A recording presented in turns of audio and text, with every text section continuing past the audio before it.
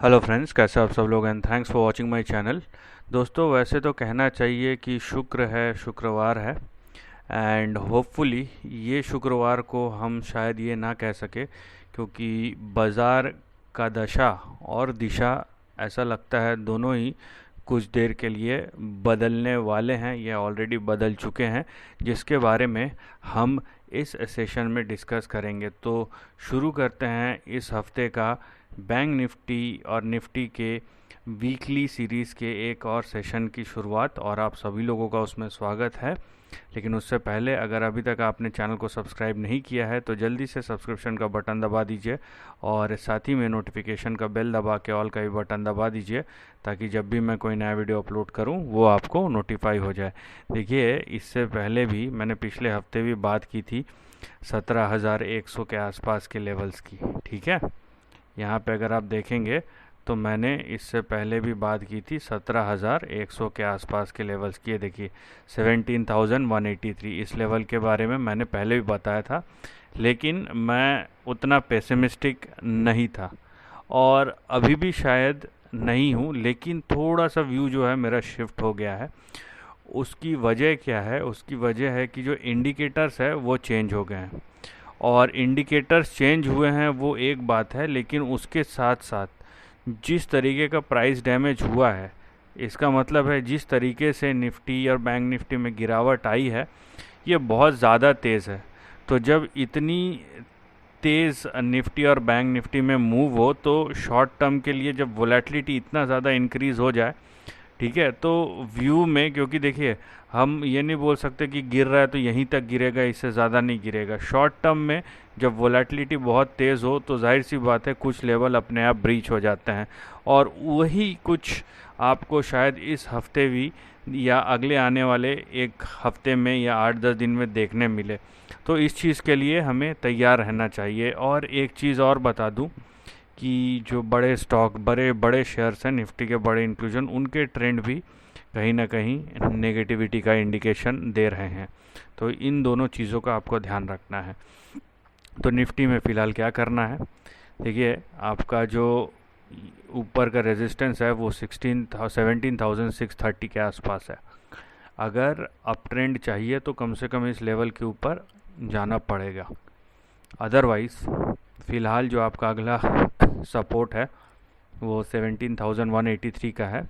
लेकिन यहाँ पे जो जिस तरीके का ट्रेंड है वो ये दर्शा रहा है कि कहीं ना कहीं अब 16,900 और 16,770, 780 ये जो लेवल है 910 और 778 का, ये कहीं ना कहीं रीटेस्ट हो सकते हैं। तो यहाँ पे आपको इस चीज़ का ध्यान रखना है कि ट्रेंड चेंज हो गया है शॉर्ट टर्म में, और जब ट्रेंड चेंज हो गया है शॉर्ट टर्म में तो आपको यहाँ पे जो रिस्क है उसे ध्यान से समझ के उसके बाद ही पोजीशंस लेने चाहिए, क्योंकि बाज़ार का जो मूड माहौल है वो बदल चुका है। ठीक है, अब इसका मैं कारण भी बताऊंगा, लेकिन उससे पहले बैंक निफ्टी पे चलते हैं और बैंक निफ्टी का जो ट्रेंड है वो देख लेते हैं। और देखिए, निफ्टी से ज़्यादा स्ट्रॉन्ग बैंक निफ्टी था, राइट। अब जो गिरावट हो रही है, जिस तरीके की गिरावट हो रही है, मैं आपको बता दूं वो नॉर्मल नहीं है, क्योंकि बैंक निफ्टी देखिए ऑलरेडी 2,2100 पॉइंट की गिरावट दिखा चुका है। ठीक है, 3-4 दिन में ही इतना स्विफ्टली 2,000 पॉइंट का गिरावट आ गया है, और उसका रीज़न भी यही है कि क्योंकि नीचे से बैंक निफ्टी, आप देखिए, करीबन करीबन ये 9-9,500 पॉइंट का करेक्शन दिखा है। तो इसमें से 4-5 हज़ार पॉइंट भी खसक गया ना तो कोई बड़ी बात नहीं है। इस चीज़ का आप ध्यान रखिए। आप ये मत सोचिए कि अरे यार 4,500 5,000 पॉइंट मतलब आधा 50%, 9-9,500 का। देखिए 50% करेक्शन कभी भी हो सकता है, ठीक है, और ख़ासकर अगर आप ट्रेड की बात करें तो हो ही सकता है। ठीक है, लॉन्ग टर्म में भी हो सकता है, लेकिन लॉन्ग टर्म का जो गेम है वो पूरा अलग है, तो उसके बारे में हम डिस्कस नहीं करेंगे।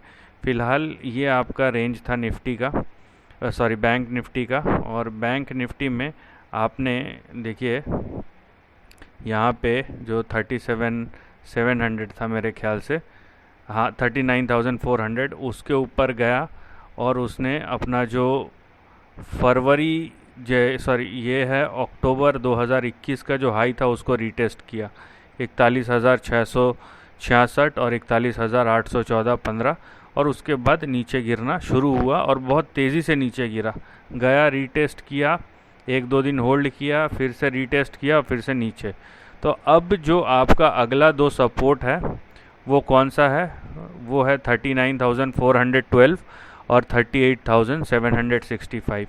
ये 2 आपके अगले बड़े सपोर्ट है।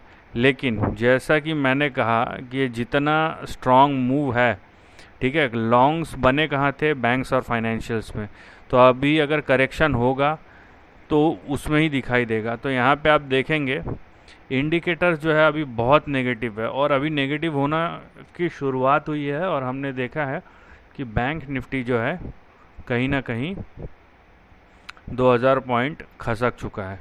तो अब आगे जब एक हफ्ता नहीं हुआ 2000 पॉइंट का करेक्शन हो गया, ये अगर 8-10 दिन चलता है करेक्शन, तो आगे जो हमारे सपोर्ट लेवल होने चाहिए वो कुछ इस प्रकार से होंगे। देखिए 39,412 आपका इमीडिएट सपोर्ट, उसके नीचे 38,765। लेकिन अगर उसके नीचे गया तो 2 सपोर्ट लेवल और है, वो है 37,590 का और है 36,195, 36,200। और ये मुझे क्यों लगता है? ये इसलिए लगता है क्योंकि मेजॉरिटी यहाँ पे देखिए 2 सपोर्ट लेवल और 200 डे का मूविंग एवरेज भी यहीं पे है। तो यहाँ पे आने की संभावना है, बैंक निफ्टी की बिल्कुल संभावना है।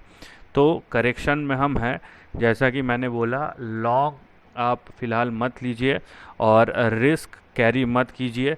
ये एज एन इन्वेस्टर आपको हर कुछ 2-4-5% में अगर शेयर अच्छे स्टॉक गिरते हैं, अच्छे शेयर गिरते हैं, तो लॉन्ग टर्म में आप उसका फ़ायदा उठा सकते हैं। लेकिन मैं फिर से बता दूं कि वो रिस्क लेना हो जाएगा अगर आप शॉर्ट टर्म में देख रहे हैं तो। अब आते हैं रीज़न पे, और रीज़न मैं पिछले 6-8 महीने या 1 साल से ये चीज़ बोल रहा हूँ, बोल के परेशान हो गया हूँ। और जाहिर सी बात है, लोगों का वही है कि सुनेंगे नहीं बात, कि डॉलर इंडेक्स मुझे कहीं ना कहीं 120-122 का रेंज लगता है, ठीक है। और जिस तरीके का मूव है अभी, यूएस सेंट्रल बैंक जो सोच रही है, जो कर रही है, वो एक तरफ है, लेकिन अपने जो उनकी अपेक्षाएं हैं, जो उनके दिमाग में चल रहा है, वो कितना प्रैक्टिकली पॉसिबल है ये देखना पड़ेगा। क्योंकि अगर ये 119-20 पे जाता ना, 112 तो हो ही गया है, 119-20 पे जाता ना, तो आप समझ लीजिए 2001 और 2002 के लेवल में रहेंगे। 2001-2 में ना तो इंटरेस्ट रेट इतने कम थे, और 2008 के बाद से, ठीक है, 12 साल में जो QE हुआ है, QE1, QE2, QE3, ये वो, मतलब हर तरीके की चीज़ें हुई है।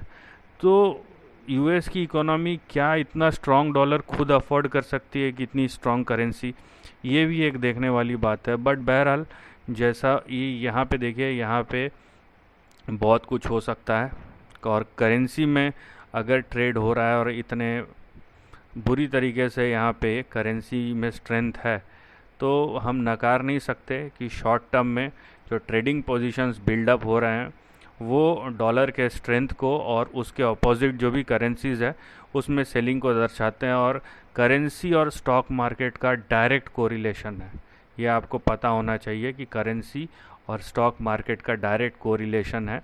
और वही चीज़ आपको USD INR में बिकवाली के स्वरूप आपको दिखेगा, ठीक है। आप देखिए ये USD INR जो छलांग लगाया है, ठीक है, USD INR में आप देखेंगे 81 का गया था, लेकिन ओवर टाइम आज हम 80.97 मतलब 81 के आसपास ही है। अगर डॉलर इंडेक्स यहाँ पे 119-120 तक जाता है तो मतलब 83 से 85 का लेवल USD INR में भी पॉसिबल है।